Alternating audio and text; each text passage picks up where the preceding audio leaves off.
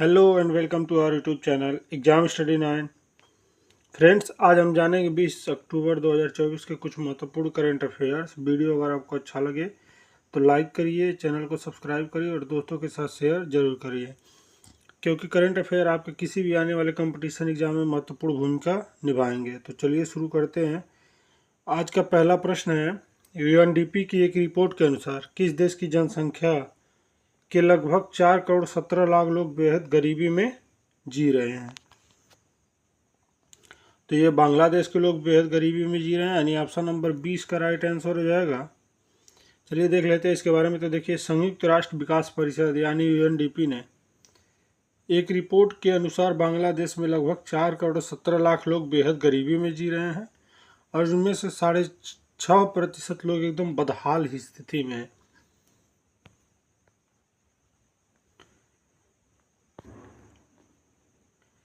चलिए बात करते हैं अगले प्रश्न की।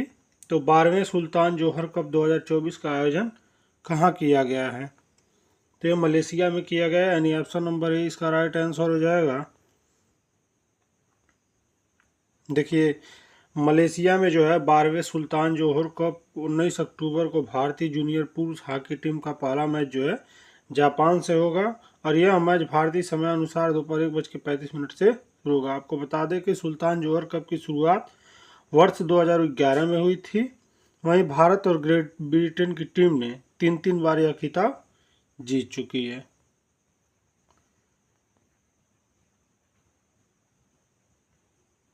चलिए बात करते हैं अगले प्रश्न की।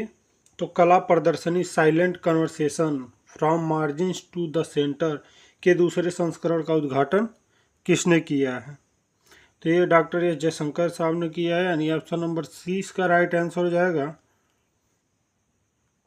देखिए, केंद्रीय मंत्री डॉक्टर एस जयशंकर ने 18 अक्टूबर को नई दिल्ली में कला प्रदर्शनी यानी silent conservation from margins to the centre के दूसरे संस्करण का उद्घाटन किया है और राष्ट्रीय बाघ संरक्षण प्राधिकरण, सांकला फाउंडेशन, राष्ट्रीय मानवाधिकार आयोग और अंतर्राष्ट्रीय बिग कैट अलायंस के सहयोग से नई दिल्ली में 4 दिवसीय प्रदर्शनी आयोजित किया जा रहा है।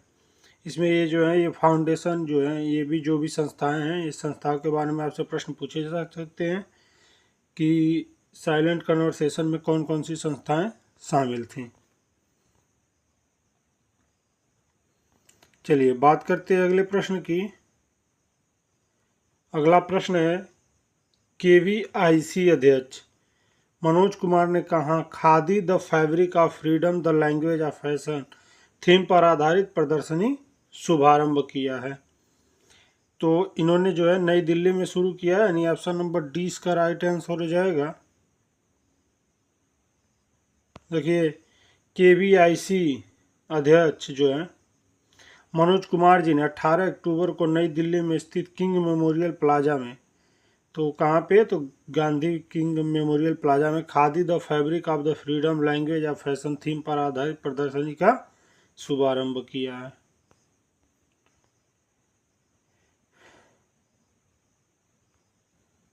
चलिए बात करते हैं अगले प्रश्न की। तो प्रधानमंत्री 19 अक्टूबर को कहाँ कर्मयोगी सप्ताह नेशनल लर्निंग वीक का शुभारंभ किया?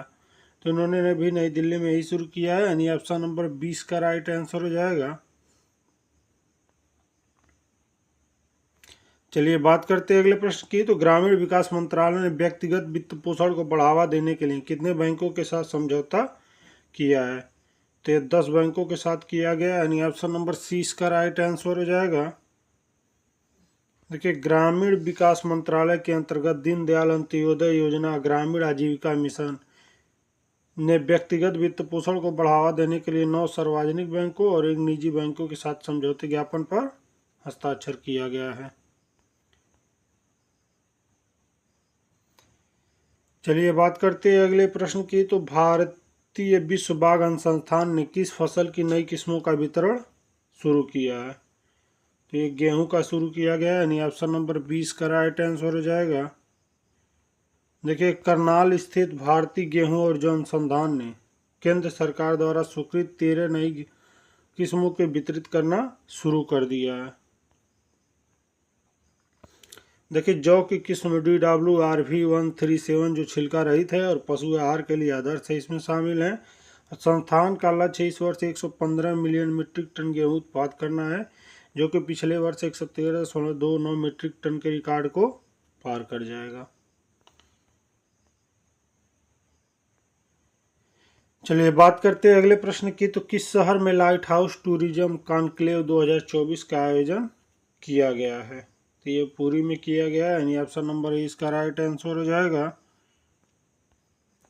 देखिए लाइट हाउस टूरिज्म कॉन्क्लेव 2024 का आयोजन जो है पुरी में दूसरे राष्ट्रीय लाइट हाउस महोत्सव के हिस्से के रूप में किया गया है, जिसमें लाइट हाउस पर्यटन और विरासत संरक्षण पर चर्चा की गई है। देखिए उड़ीसा के गोपालपुर, पुरी, चंद्रभागा, पारादीप और फालस पॉइंट जैसे लाइट हाउस प्रदर्शन किया गया, जिसमें जो है आधुनिक सुविधाओं के लिए 60 करोड़ रुपए का निवेश किया गया। और कार्यक्रम का समापन जो है सांस्कृतिक समारोह के साथ होगा, जिसमें असम के भी प्रदर्शन शामिल होंगे।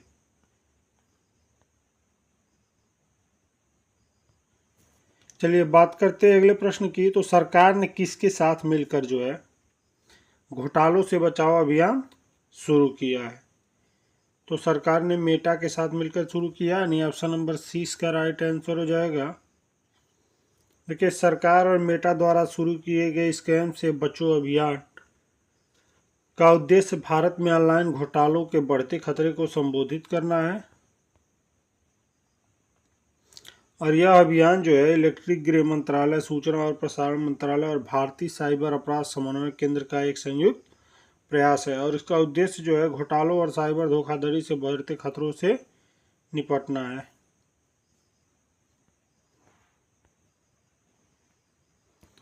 चलिए बात करते हैं अगले प्रश्न की। भारत ने किस देश के स्कूलों के उन्नयन के लिए अनुदान सहायता बढ़ा दी है? तो ये भारत ने श्रीलंका के स्कूलों के लिए बढ़ाई है, यानी ऑप्शन नंबर डी इसका राइट आंसर हो जाएगा। देखिए भारत ने श्रीलंका के बागान क्षेत्रों में 9 स्कूलों के उन्नयन के लिए अपने वित्तीय समर्थन को दोगुना कर दिया है, जिससे राशि बढ़कर 600 मिलियन श्रीलंकाई रुपए हो गई है। संतोष झा और जेएम थिलांका जयसुंदरा ने समझौते को औपचारिक रूप देने के लिए राजनयिक पत्रों पर हस्ताक्षर किए हैं। और देखिए हाल ही में भारत जो है बागान स्कूलों के लिए स्टेम शिक्षक प्रशिक्षण कार्यक्रम भी शुरू किया है, जो श्रीलंका में भारतीय मूल के तमिल समुदाय की 200वीं वर्षगांठ को भी चिन्हित करता है।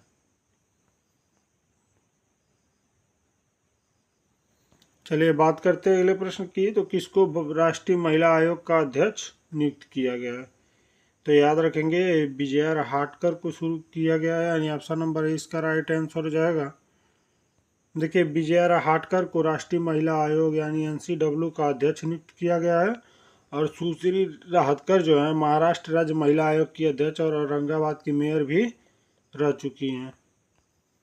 और देखिए उन्होंने जो है भाजपा की राष्ट्रीय सचिव पार्टी महिला शाखा के अध्यक्ष के रूप में भी काम किया है। और देखिए मंत्रालय ने डॉक्टर अर्चना मजूमदार को NCW के सदस्य नियुक्त करने की भी अधिसूचना जारी की है। चलिए बात करते हैं अगले प्रश्न की। तो इंडिया इंटरनेशनल सेंटर का 20वां वार्षिक उत्सव कहाँ आयोजित किया जाएगा? तो नई दिल्ली में आयोजित किया जाएगा, यानी ऑप्शन नंबर सी इसका राइट आंसर हो जाएगा। चलिए जानते हैं कुछ अन्य और करंट अफेयर्स भी। देखिए बाला देवी ने 50 अंतर्राष्ट्रीय गोल करने वाली पहली भारतीय महिला बनी है। देखिए बाला देवी जो है भारत की गोल मशीन भी इनको कहा जाता है, जिन्होंने पाकिस्तान के खिलाफ सैफ महिला चैंपियनशिप के दौरान जो है 50 अंतर्राष्ट्रीय गोल करने वाली पहली भारतीय महिला बन गई हैं। याद रखेंगे ये। देखिए सैफ जो है महिला चैंपियनशिप का 7वां संस्करण 17 से 30 अक्टूबर 2024 को नेपाल के काठमांडू में आयोजित किया जा रहा है। याद रखेंगे नेपाल के काठमांडू में, और कब से कब तक? तो 17 से 30 अक्टूबर तक। और ये जो है इस बार का 7वां संस्करण है। और बांग्लादेश जो है वर्तमान चैंपियनशिप है, जिसमें दशरथ रंगशाला स्टेडियम में फाइनल में नेपाल को हराकर 2022 में यह संस्करण जीता है। यानी 6वां संस्करण नेपाल ने जीता है, बांग्लादेश ने जीता है, और 7वां संस्करण नेपाल में आयोजित किया जा रहा है।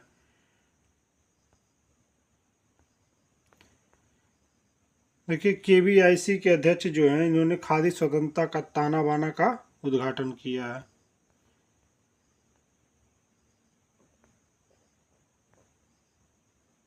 देखिए इन्होंने जो मनोज कुमार जी ने सीओएक और निफ्ट द्वारा आयोजित यह प्रदर्शनी जो है स्वतंत्रता आंदोलन से लेकर स्थिरता और आधुनिक फैशन के प्रतीक तक खादी को विकास को दर्शाती है।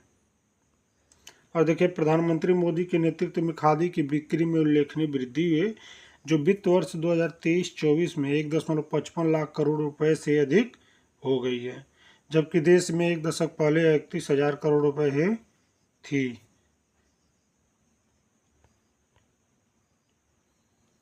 देखिए भूटान और भारत ने जल विद्युत सहयोग को सुदृढ़ करने पर चर्चा की है। देखिए भूटान के जो ऊर्जा मंत्री हैं लियोनोप जेमशेरिंग ने नई दिल्ली में ऊर्जा मंत्री मनोहर लाल खट्टर से मुलाकात की है और अपने दीर्घकालिक जल विद्युत सहयोग को आगे बढ़ाने पर चर्चा की है। देखिए चर्चा में पूना एक जल विद्युत परियोजना से ऊर्जा उत्पाद बढ़ाने पर ध्यान केंद्रित किया गया है और यह साझेदारी जो है भूटान की अर्थव्यवस्था में महत्वपूर्ण योगदान देती है और भारत के अक्षय ऊर्जा को प्रदर्शित करती है, जिसमें क्षेत्रीय ऊर्जा मजबूत होती है। चलिए बात करते हैं अगले महत्वपूर्ण करंट अफेयर्स की। तो देखिए मध्य प्रदेश के अस्पतालों में अब लगाए जाएंगे पिंक अलार्म। तो देखिए दतिया के सरकारी जिला अस्पताल और मेडिकल कॉलेज में महिलाओं की सुरक्षा के लिए अपनी तरह की पहल करते हुए पिंक अलार्म लगाए गए हैं। देखिए जिला कलेक्टर जो है संदीप मार्किन द्वारा शुरू की गई इस प्रणाली में 5 मिनट के भीतर सायरन बजता है और सुरक्षाकर्मी के बुला दिए जाते हैं। महिला कर्मचारियों की इस तरह की सुरक्षा सुविधा करने वाला यह प्रथम मध्य प्रदेश का सरकारी अस्पताल है।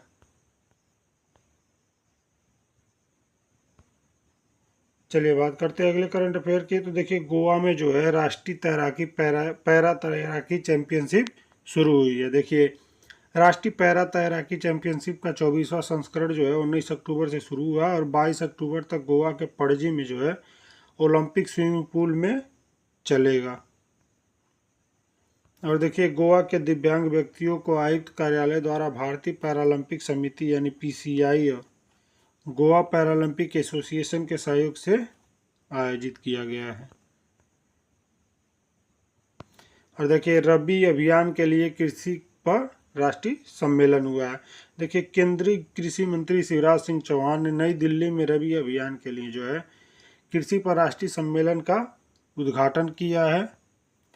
और देखिए इस कार्यक्रम का जो है मुख्य उद्देश्य जो है सफल रबी सीजन के लिए सहयोग और नवाचार को बढ़ावा देना है और विभिन्न मंत्रालय, राज्यों, केंद्र शासित प्रदेशों और संगठनों के अधिकारी आगामी कृषि सीजन के लिए प्रमुख पहलों और रणनीतियों पर चर्चा करेंगे।